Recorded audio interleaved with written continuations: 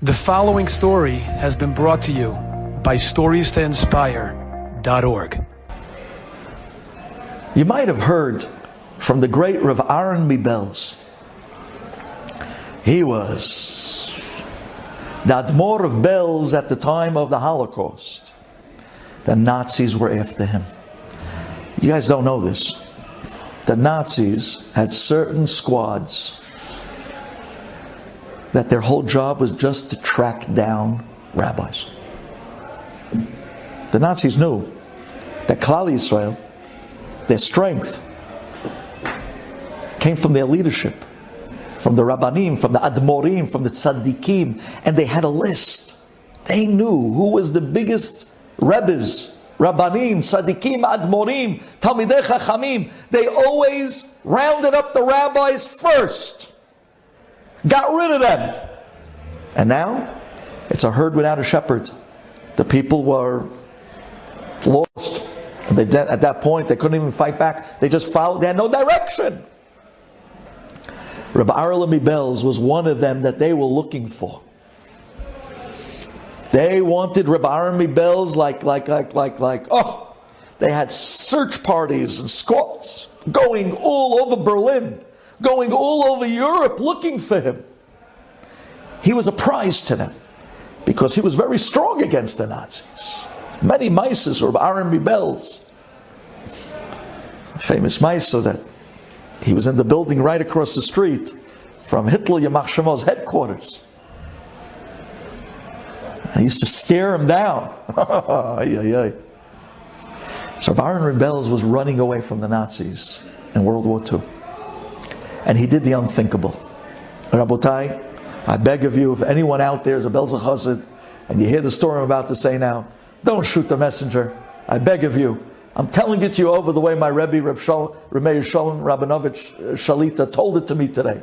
He told me Reb Aaron Belzer had to do the unthinkable. He was the Admor of Belz. He shaved off his beard completely. And after he shaved off his beard, he took off his yarmulke and shaved off his peot. It's the Belzer Rebbe. And he put on clothing that did not look like Jewish clothing.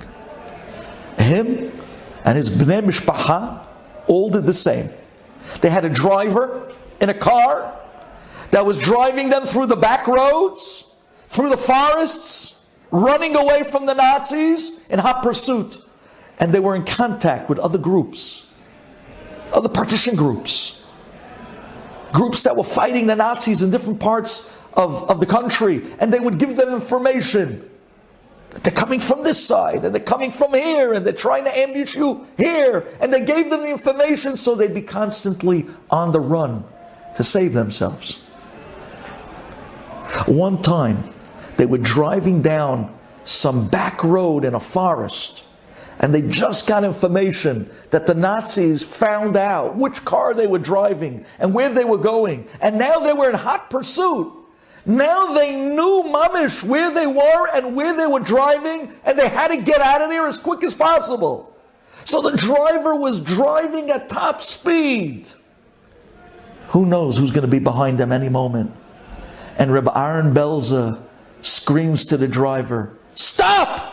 Stop! Stop the car right now! Stop!" Rabbi Aaron, they're in hot pursuit. Any minute they can jump. They can come any minute. They heard. Did you hear the information? They're after us. He said, "Stop right now! Right now!" The Rebbe said, "He's still the Admor." The Rebbe said, "Rabbi Aaron Belz, Tzaddik Ador." He stopped the car. Rabbi Aaron gets out. He walks out to the Geder. He sits on top of the Geder. And he sits there with his eyes closed for a few minutes. He gets off the Geder, comes back into the car, and he says, "Schnell! Drive! Quick! Go!" Everybody's looking at each other. What in the world is going on? What does he think? But he's the Admor, he's the Rebbe. No one says a word. No one dare open their mouth to Rabbi Aaron Belz. But they were thinking, what was he doing? They drove off. They got out of there just from the information. Hashgacha, of course, Borei Olam. Just in the nick of time. They slipped right through the Nazis' hold at the last moment. And they were saved. They were saved. Rabbi Aaron Belz survived the Holocaust with these Bnei Mishpacha that was with him, flying and driving around, slipping the Nazis, and he makes it to Eretz Yisrael. Rabbi Aaron Belz, he makes it to Eretz Yisrael. Unbelievable. When he comes to Eretz Yisrael, after the war, nobody asked him, what happened that day? And he didn't tell anyone. For years, he didn't say a word about this Maisa.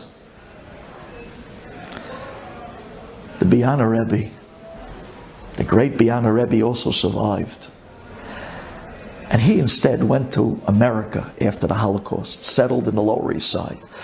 But there was one point that the Biana Rebbe comes to Eretz Yisrael and he visits Rabbi Aaron Belz.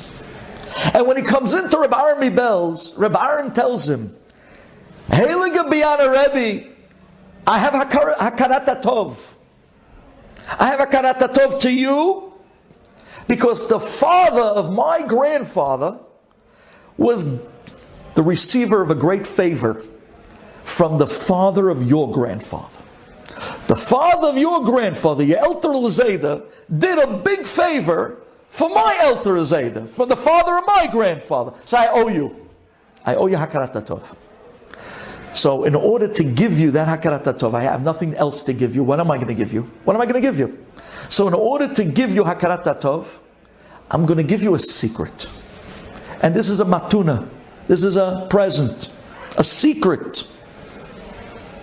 A secret that nobody knows except what I'm going to tell you now. And he tells him the story when he was in the car with his family, driving through the forest in the Holocaust. And the Nazis were on their tail. Hot pursuit. And he told the driver, the Bnei Mishpacha, he told them, pull over, stop. And they thought he was crazy. And he went out and he sat on the get there and he came back in. He says, till this day, no one had the chutzpah to ask me, and I never told anyone what happened at that moment. It looked like it was the opposite of all logic. Biana Rebbe, I'm going to tell you now what happened. I'm giving you a matana of what happened that day. Here's my hakarat tov. He said to him, guys, listen to this. It's unbelievable. He said to him, he says, when they got the news that the Nazis were onto them, found out what car they were driving, found out where they were at, and what direction they were going, everybody in their car panicked. He says, even I panicked. He says, I panicked, mamish, like everyone else when we heard that moment, the news. I mamish started to shake. I started to tsitter. I started to shake when everybody was shaking in fear. Then I said, wait 1 second. Wait 1 second. No. Oh, no. I screamed to the driver, stop the car right now! Right now, stop the car! I'm not going to let this get me. I'm not going to let this get me. I'm in the hands of the Eibishter. I'm going to give you a dayim shalabah. I'm in the hands of the Eibishter. I'm not going to let this work up inside of me, drive me to literally lose my focus, my mind, lose the shiviti Hashem lenegdi tamid. I'm not going to let go of the hand of Borei Olam when He's the only one that can save me. I told the driver, right now, stop, right now, let me out. Yeah, I know that. I know they're chasing us, but this is more important because I cannot let go of the hand of Borei Olam. I let go of the hand of Borei Olam, I'm finished. We're all finished. That was the pikuach nefesh, more than the Nazis in pursuit. Rabbi Aaron Belz jumps out of the car. On aboard. Unconpayas, nothing, not even a yarmulke. but he's holding Hashem's hand with two hands. I'm not going to let this fall me apart. I'm not going to let this break me or shake me. I'm holding Yadayim Shel Abba. What does he do? He walks to the side, sits on the geder, and refocuses. Gets his composure back. Tells himself, En od milvado. He doesn't say that, I'm just saying it, but you can imagine what I'm saying. He tells himself, En od milvado. En od milvado. This is not going to get the better of me. I'm not going to lose myself on this. I'm going to hold my composure. I'm going to hold my rikuz. I'm going to hold Hashem's hand and not let go. He says, the moment I got back, okay. Back into the car. Go ahead. Now you can drive. Ay, ay, ay, ay, ay, ay, ay, ay, ay. Unbelievable. This is big people. Big people. They were able to keep their focus. They were able to keep somehow or other their composure, even in moments where on the inside normally anyone would fall apart. But this is something of Gadlut. This is something really where I don't know what to tell you. To be able to regain your composure, to reconnect even for a moment, because that reconnection with Borei Olam at the moment of that difficulty is what's going to get you out. If you lose yourself, who's going to pull you out of this? I know it's easier said than done, believe me. Believe me, I myself am dealing with stuff. And I know that this can literally shake you from your toes to chattering your teeth to putting a head on a pillow at night and seeing no sleep. I know what the concept of pachad is. I know what the concept of nisyonot, believe me, Rabotai. But to find within those moments Abba and try to keep the composure and hold and say, I need to make it to the end of the day. Abba, I'm holding on to your hand. And I'm going to take another step with you. And tomorrow I'm going to take another step with you. And I'm not letting go with you, even though things look bleak. And even though things look really not good. But nonetheless, I am going to keep my composure and hold with you. I'm going to keep the calm, because that's my only way out. With the calm, I can stay holding your hand. I can stay connected to you. And that's my only shot. Enjoyed this story? Come again. Bring a friend. StoriesToInspire.org